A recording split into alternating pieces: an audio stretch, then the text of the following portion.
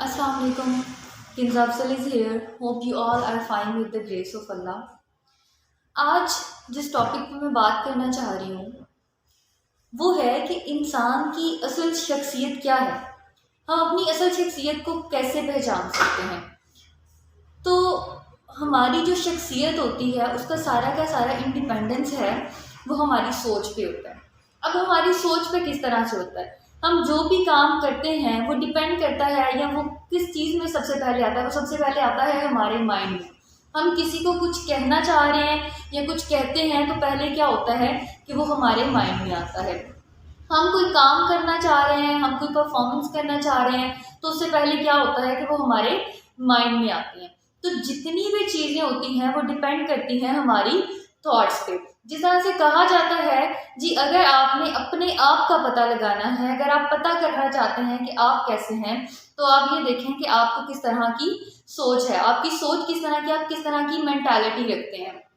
अब दूसरी बात ये है कि अगर आप किसी चीज़ का फल चेंज करना चाहते हैं, कहते हैं कि उसके लिए क्या करें, अपनी सोच को बदल दें। कभी भी हम कोई भी काम जो है उसमें तब्दीली लाने के लिए डायरेक्ट तब्दीली नहीं ला सकते, हम उसमें डायरेक्ट चेंज नहीं ला सकते। उसके लिए क्या होता है कि हमें पहले अपने माइंड चेंज करने होते हैं, हमें अपनी सोच बदलनी होती है। तो सोच जो है क्या होता है कि पहले हम सोचते हैं, अपने माइंड में चीज़ें लाते हैं, उसके बाद क्या होता है कि हम उस पर एक्ट करते हैं, अमल करते हैं।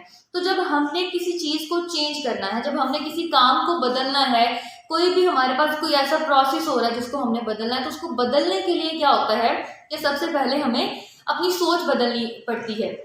Because to change the food we have to change the roots.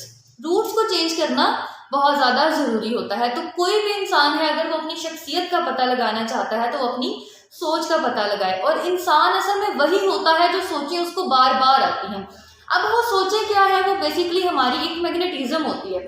अब मैग्नेटिज्म कैसे होती है, एक बंदा है वो पॉजिटिव है, उसको पता है कि जो भी चीज़ आती है वो उसको पॉजिटिवली टैकल करता है। कोई भी उसके सामने हर्डल आ गया, अब देखिए जो हर्डल्स होती हैं, जो इम्तिहानात होते हैं, कोई भी कामयाब इंसान है वो इम्तिहानात को पास करके कामयाब होता है। तो अल्लाह पाक जब किसी भी किस्म का इम्तिहान हमसे लेते हैं तो इसका मतलब ये है कि वो हमें आजमा रहे हैं। तो उसको करने के बाद अब वो लोग जिन्होंने जहर का प्याला पी लिया और फिर भी वो आज अमर है, यानी कि वो मरते नहीं हैं, वो अमर हो जाते हैं। तो उसके लिए क्या होता है कि वो पहले अपनी पर्सनैलिटी को बिल्ड करते हैं। और अपनी पर्सनैलिटी को कैसे बिल्ड करते हैं, अपनी पॉजिटिव थॉट्स के साथ।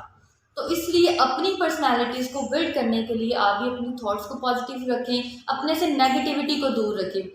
आपकी सोच जितनी नेगेटिव होगी उतनी ज़्यादा आपके इर्द गिर्द चीज़ें जो है वो नेगेटिव होना लग जाएंगी।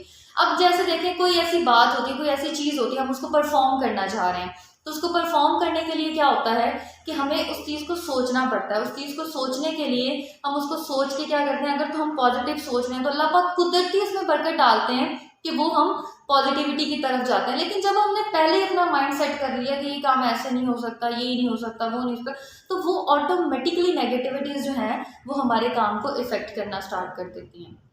तो इसलिए अपनी सोच को पॉजिटिव रखें, अल्लाह पाक से जो है वो दुआ किया करें। कोई भी काम है, कोई भी चीज़ है, तो वो डिपेंड करती है हमारी सोच।